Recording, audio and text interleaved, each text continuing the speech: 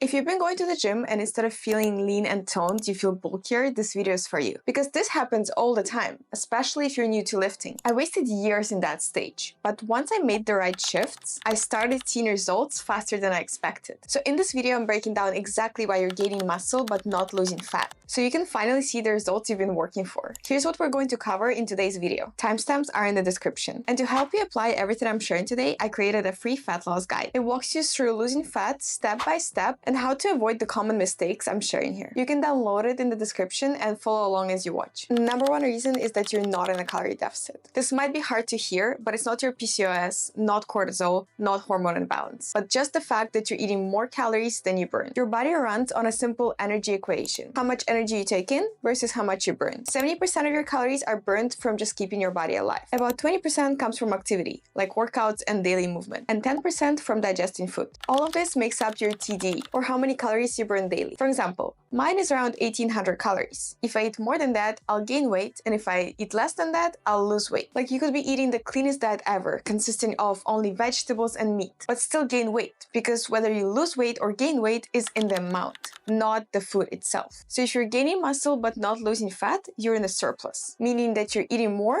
than you burn. But don't feel bad about that. You're actually creating a solid foundation for that toned look you're looking for. Now you can simply reveal what you've built with a planned calorie deficit, which will decrease your body fat while retaining muscle mass. So let's talk about what might be going wrong if you think you're in a calorie deficit but you're still not seeing results. Also, if you haven't seen my last video, 11 cheat codes to fat loss, I would watch that next because it shares tips that actually make your deficit a lot easier. You're not tracking accurately enough. Are you using a food scale or just measuring cups? Food scale is a lot more accurate. Also, are you logging your food cooked or raw? Because the difference is huge. For example, 1 cup of cooked rice is around 200 calories, but 1 cup of dry rice is over 600. In MyFitnessPal, you can usually select whether the food is cooked or raw. It's a lot more accurate to measure food raw, but I personally measure most of my stuff cooked. And that's because it helps me stay consistent and saves me a lot of time. So just pick one method and stay consistent with it. You're tracking sometimes. Your body doesn't reset every 24 hours. It's an equation, right? So whether you're in a surplus or deficit comes from a combination of days and weeks. If you eat 1600 calories during the week, but go untracked and eat out all weekend to add up to 2500 calories, your weekly calories add up to 1300, while your maintenance is at 1200. So not only are you not losing weight, you're gaining it. Now, I don't want this to scare you out of eating out. Having fitness goals doesn't mean avoiding restaurants and having no social life. I actually think it's really important to practice eating out, so you don't become neurotic about it to the point where it scares you. So here's a quick guide to eating out while still reaching your fitness goals. Instead of avoiding it, just be prepared.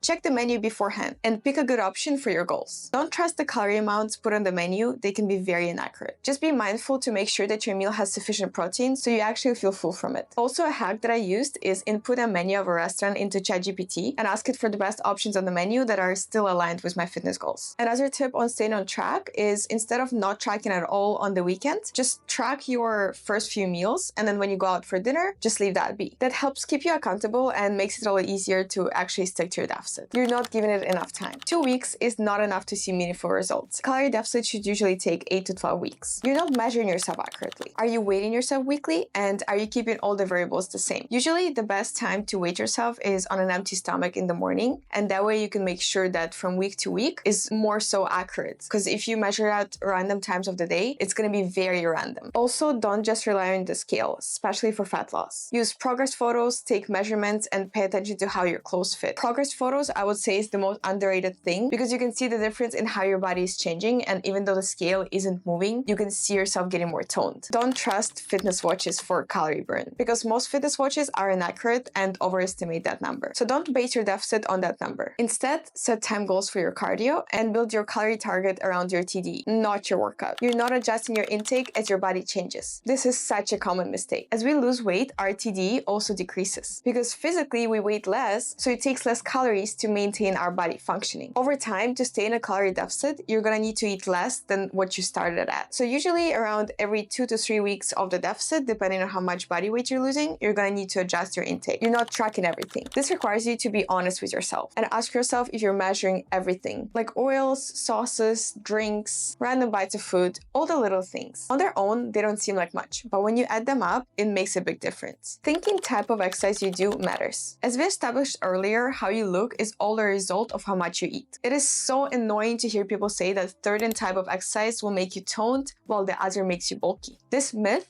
kept me from achieving my dream body for the longest time. In reality, what does toned really mean? Being lean enough so you can see muscle definition. There's no such thing as lean or bulky muscle. It's just that in the bulky scenario, there's fat around the muscle covering it. A girl doing Pilates can still look bulky if she's eating in a surplus, and a girl lifting heavy can look lean and sculpted if she's in a deficit. So stop wasting your time trying to figure out what workout is perfect for lean muscle. Instead, use that time to focus on your nutrition because that's what actually drives fat loss. Now, that being said, cardio is an important tool for creating a sustainable calorie deficit. For example, if you're planning to be in a 300 deficit, you can decrease your calories by 150 and burn 150 calories through cardio. That way, you're still eating lots and your deficit feels more manageable. But the type of cardio you do matters. High-intensity cardio, like running, is not ideal for fat loss. It generates lots of fatigue and tends to make you feel that ravenous type of hunger. So it may lead to overeating or binging because you feel so hungry. Low-intensity cardio, or zone 2, on the other hand, is the way to go because it actually signals your body to use fat for fuel. And since it's low intensity, it generates less fatigue, helping the muscle that you're building in the gym recover properly. I bet you've heard of 12-3-30, and that's exactly what zone 2 cardio is. Here's how to know if you're in zone 2. Take your age and minus it from 220. Divide that number 2 times by 60 and 70%. That's your target heart rate range. For example, I'm 21, so 220 minus 21 is 199. My heart rate zone comes to 120 to 140 beats per minute. Now you can pick any form of cardio you like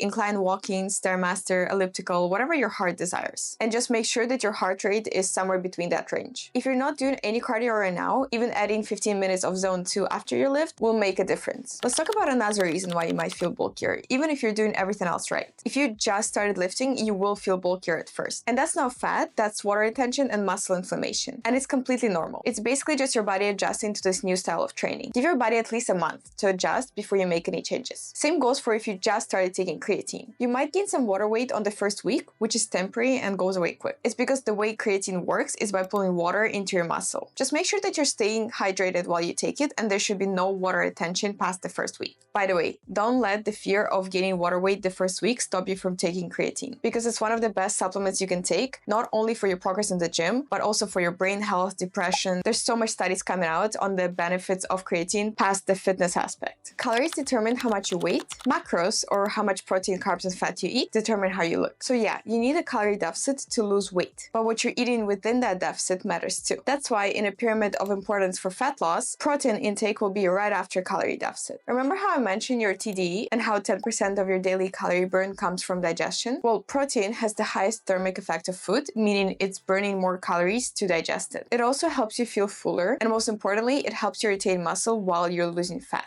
And that's key because without enough protein, your body starts breaking down the muscle. That's when people lose weight but end up looking flat or skinny fat instead of toned. There's a study that found that people on a higher protein diet lost more fat and kept more muscle compared to those eating a standard protein diet, even when calories were the same. So if you're lifting and eating in a deficit or maintenance, but not tracking your macros, you're probably not gonna get the look that you want. Here's what I recommend. Once you figure out your calorie intake, go use a macro calculator. I'll link one below. This will help you determine the right amount of protein, fats, and carbs for your goal. These are all the reasons why you're gaining muscle but not losing fat. And if you watched it till the end, don't just save this video but actually apply it this week. You've already built the muscle, which is so exciting. Now it's time to reveal it. Grab the free guide below to make it easier. And if you want more real fat loss tips that actually work, check out my last video that shares 11 cheat codes to fat loss. I'll link it in the description. Thank you for watching, and I'll see you in the next one.